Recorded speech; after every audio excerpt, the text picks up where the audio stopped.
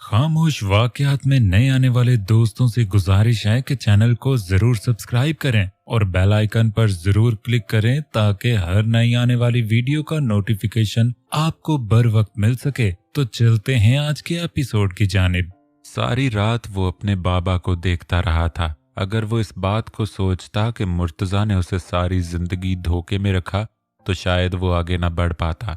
ये बात उसके दिल से कोई निकाल नहीं सकता था। ये हकीकत कि वो खरीदो फरोख्त हुआ था, ये बात उसकी अना पर हर रोज लगने वाला कोड़ा था। मगर ये भी हकीकत थी कि वो मुर्तजा को खो नहीं सकता था। इस एक साल के गुज़श्ता अरसे में उसने बार बार एक बात महसूस की थी, जितनी शिद्दत से मल को पा लेने की थी उतनी अपने बाप को देखने की थी, अपनी माँ से मिलने की थी, भाइयों से दोबारा मिल जाने की थी। रिश्ते की भूख ने उसे कई बार कमजोर किया कि वो खुद ही वापस लौट जाए, मगर कदम उठे नहीं। वो लोग तो अनजान थे उसके लिए और सगे माँ बाप के लिए उसके दिल में कुछ नहीं था। ढूंढने से भी उसे ये एहसास नहीं हुआ कि वो किसी और की औलाद था। उसके दिल में ना नफरत का जज्बा था ना ही मोहब्बत का, मगर मुर्तजा के बिना रहना यह नामुमकिन था और इस बात को भुला देना भी नामुमकिन था। वो कशमकश का शिकार था। रात आंखों में कट रही थी। दूसरी नजर उसने जैन पर डाली। सालार उससे कुछ बोला नहीं था, तभी वो कितना बेचैन था। वो मुस्कुरा दिया। अगर वो उसे बात को भुला देता तो उसकी फैमिली दुनिया की बेहतरीन फैमिली थी। वो अपनी जगह से उठा और जैन के पास आया। वो सो रहा था। सोफे पर उसके बालों में हाथ चलाया। बहुत मिस किया यार मैंने तुम्हें, वो आस्तगी से बोला और मुस्कुरा दिया। जैन गहरी नींद में था। दूसरी नजर उसने मुर्तजा पर डाली तो एकदम चौंका। वो जाग रहे थे, उसकी तरफ देख रहे थे। उसने वक्त देखा, रात के 3 बज रहे थे। कुछ चाहिए? वो बिना नजदीक आए बोला। अपना बेटा। वो उसकी जानिब हाथ बढ़ाकर बोले। खो गया है वो आपके कारोबार में। वो बोला। सालार, क्या सारी जिंदगी नाराज रहोगे? वो गमगीन से बोले। आपने गम ही ऐसा दिया है सारी जिंदगी के लिए, याददाश्त में समा जाएगा। वो उनके पांव के पास आ गया, उनका चार्ट देखने लगा। मैंने भले उस वक्त तुम्हें सिर्फ अपनी बीवी की मोहब्बत में लिया था, मगर कभी तुमसे मोहब्बत कम नहीं हुई, बल्कि वक्त के साथ साथ तुमसे मोहब्बत बढ़ती चली गई। और देख यार, तेरे गम ने दिल का मर्ज दे दिया। मालूम नहीं था तू इतना अहम है, वो भीगे लहजे में बोले। सालार ने उनकी तरफ देखा। मत मान अपना बाप यार, मगर बदगुमान ना हो। क्यों ना मानूं? वो बिगड़ा, उनकी जानिब बढ़ा। मुर्तजा उठ बैठे। क्यों ना मानो? मैं मानता नहीं ऐसी कोई बात नहीं जानता मैं ऐसी। मैंने पूरा साल इंतजार किया है बाबा आपका, और आप नहीं आए। मुझे परवाह नहीं क्या हकीकत क्या है क्या नहीं, मगर मैंने बस आपको देखा है, अपने बाप की सूरत में। अपनी माँ को देखा है, अपने भाइयों को देखा है, सबको अपना समझा है। एक बार मुझे बताते तो। आपने यूं छुपाया, खुद बताते। खुदा की कसम कभी छोड़ कर ना जाता, बल्कि सख्ती से थाम लेता आपको कि कहीं आप न दूर हो जाए, मगर आपने छुपा कर मेरे साथ बहुत बुरा किया है, बेहद। वो बोला। लहजा भीगा हुआ था। मुर्तजा ने उठकर उसे सीने से लगा लिया। सालार ने भी उन्हें सख्ती से जकड़ लिया, जैसे उनसे कभी अलग नहीं होना चाहता हो। मैं जानता हूं कभी नहीं निकालोगे अपने दिल से ये बात, मगर मैं वादा करता हूं अपनी आखिरी सांस तक कोशिश करूंगा कि तुम इसको भूल जाओ। और यार याद रखना, मेरे बेटे हो तुम, बस, इसके अलावा कुछ नहीं। साल भर तुम्हारे से सामना करने से डरता रहा था मैं, वरना अपने बेटे के पास अगले लम्हे आ जाता। गुस्सा भी तो खोते की नाक पर बैठा रहता है। हाँ, अब भी मुझे ही गालियां दे, वो खफगी से बोला। मुर्तजा खिलकर हंसे। तू मेरा शेर है। आंख झुकाकर नहीं, आंख उठाकर बात करना, लोगों की आंखों में आंखें डालकर। कोई नहीं कह सकता कि तू मेरा बेटा नहीं। जब तक हम साथ हैं कोई हमारी ताकत नहीं खत्म कर सकता। बड़ा मुश्किल साल गुजारा है मेरे बेटे, बहुत मुश्किल। तुम्हारी माँ मुझसे साल भर से नहीं बोली, तुम्हारे भाई खुलकर बात नहीं करते, ये बहुत मुश्किल था।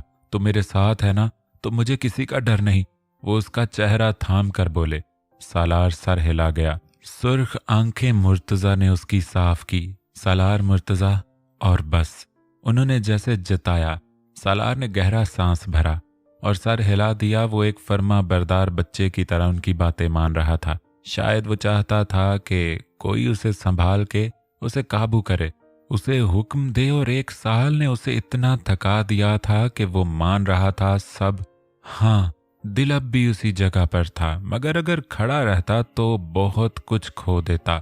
उसे अपने दिल को मारना ही था। उसके अलावा वो जानता था उसे सिर्फ मुर्तज़ा संभाल सकता है। और ऐसा हो रहा था। जैन काफी देर से ये सब देख रहा था। यार, मैं भी तुम लोगों का कुछ लगता हूं, 1 मिनट के लिए मुझे नहीं देखा, वो बुरा मनाता बोला। सालार ने आंखें साफ करके उसकी तरफ देखा और उसके लिए बाजू खोल दिए। जैन एकदम उसके बाजुओं में समा गया। I miss you so much भैया, बहुत ज्यादा मैंने आपको मिस किया है। आप सोच नहीं सकते, हर पल मिस किया है। आप जानते हैं बड़े भैया ने मेरे निकाह करा दिया, मगर मैंने कसम खाई थी शादी तभी करूंगा जब आप साथ होंगे। वो बातें करने लगा। व्हाट? सालार को धचका लगा। तुम्हारा निकाह हो गया है? वो हैरान था। हाँ, कबीर ने रिमशा से निकाह करा दिया है उसका। मुर्तजा ने उसके बालों में हाथ फेरते बोले। जैन उनकी तरफ देखने लगा। ये इंसान तो जरूरत से ज्यादा ओवर है। उसे लग रहा था मैं मर गया हूं, वहां नहीं आऊंगा। सालार गुस्से से बोला। जैन तो बहुत खुश था। अब कबीर की भी पकड़ हो गई। जैन ने बाप की तरफ देखा। सॉरी बाबा, वो शर्मिंदगी से बोला। साल बाद उनसे बोला था। मुर्तजा ने दोनों बेटों को सीने से लगा लिया। उनके चारों बेटे उनकी ताकत थीं और वो तब ही मजबूत थे जब सब साथ थे। चलो अब वापस, मुर्तजा बोले। सालार ने नफी की। मुझे लगता है मैं यहां सेटल हूं। उसने कहा। तो तुम चाहते हो मैं तुम्हारी जूतियों से छितरोल कर दूं? वो भड़के। यार, मेरा मूड नहीं, मुझे लंदन पसंद आ गया है, बल्कि आप भी शिफ्ट। सालार, मुर्तजा ने उसको घूर कर देखा। सालार अपनी बोलती दबा गया।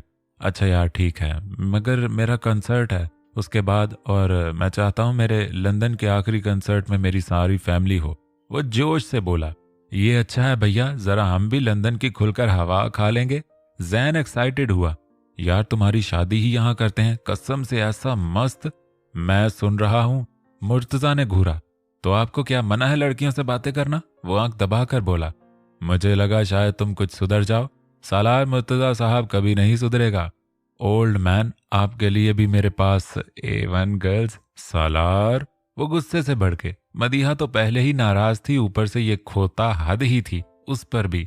बाबा, वैसे ये अच्छा ऑप्शन है कि मेरी शादी लंदन में हो। जैन तो वहीं टिक गया। शट अप, मुर्तजा दोबारा बेड पर लेटते बोले। जैन ने मुंह बनाया।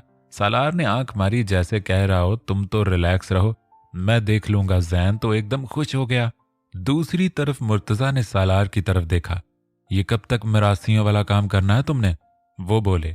यार बाबा, आप मेरी इंसल्ट करते हैं ये बोलकर। वो गुस्से से बोला। यार, तेरे पास कोई ढंग का काम है? मुर्तजा भी बिगड़े। मैं दुनिया भर में मशहूर हूं। सालार, ये ही मुंह जाकर अल्लाह को दिखाना है? सारी जिंदगी नाचना गाना है तुमने? मुर्तजा और सालार की बहस फुल फॉर्म में थी। दोनों तरफ से जवाबों के गोले पड़ रहे थे और आधी रात को जैन ये सब खूब एंजॉय कर रहा था। वो घर लौटे तो जिमल सालार को खुश देखकर बहुत खुश हुई। उसने बेपनाह खुशी से सालार का हाथ पकड़ते पकड़ते खुद को रोका, क्योंकि मुर्तजा भी थे वहीं। सालार ने उसकी तरफ देखा। काफी बना दो हमें, वो कहने लगा। सिमल ने जल्दी से सर हिलाया और वहां से सबके लिए कॉफी बनाने लगी। वो सब बातें कर रहे थे। सालार मुर्तजा की गोद में सर रखे लेटा था। बहस नोक झोंक चल रही थी। उसे सब कुछ बता रहा था कि परीशे और अमल की शादी हो गई है, उसकी पोस्टिंग, उसकी जॉब, कबीर की बेटी, आरस की बेटी, सबके बारे में बता रहा था। सालार भी सुन रहा था, जबकि मुर्तजा उसको मुस्कुरा कर देख रहे थे। ये तो वो भूलने की कोशिश कर रहा था या फिर वो खुश था। जो भी सूरत थी, उनका बेटा, उनका जवान खून, उनका शेर खुश था। उसके अलावा उन्हें कुछ नहीं चाहिए था। यार, आप मम्मा से बात कर ले, मम्मा बहुत रोती हैं। जैन ने कहा तो सालार एकदम उठा। लाओ फोन दो अपना, उसने मांगा। जैन ने उसे फोन दिया, जबकि जिमल ने उनके आगे कॉफी दी। 1 मिनट, जरा मुझे एक बात बताओ, तुम जिमल के साथ इतना मिसबिहेव क्यों रखते थे? सालार गुस्से से उसका मोबाइल फेंकता बोला। ओह, मेरा मोबाइल! जैन की जान निकल गई। अभी तो लिया था, इतना महंगा। उसकी नौकरी सालार जैसी तो नहीं थी जहां पैसा बरसता हो। यार भैया, सीधी तरह कहें, भाभी से माफी मांगो, मेरा मोबाइल क्यों फेंका? वो मुंह बनाता बोला। तमीज से माफी मांगो और दोबारा इस तरह करने की सूरत में तुम्हारी गर्दन दबा दूंगा। वो वान करने लगा। सॉरी भाभी, वो जिमल की तरफ देखता बोला, इट्स ओके। वो जल्दी से बोली। जैन खुश हो गया, जबकि अपने मोबाइल को देखने लगा जिसकी स्क्रीन पर स्क्रैच आया था। आप लेकर देंगे मुझे मोबाइल? हद करते हैं। वो रो देने को था। 2.5 लाख के लिए मर रहे हो? दफा हो जाओ कंजूस। उसने घूर कर देखा और दोबारा मुर्तजा की गोद में सर रखकर लेट गया। मुर्तजा समेत वहां सबके चेहरों पर मुस्कुराहट थी।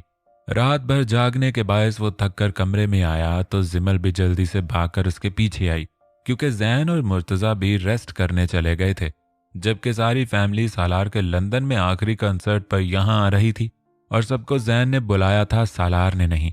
सालार रूम में आया तो फौरन कमरे में आती जिमल को उसने प्यार से अपनी बाहों में समेट लिया।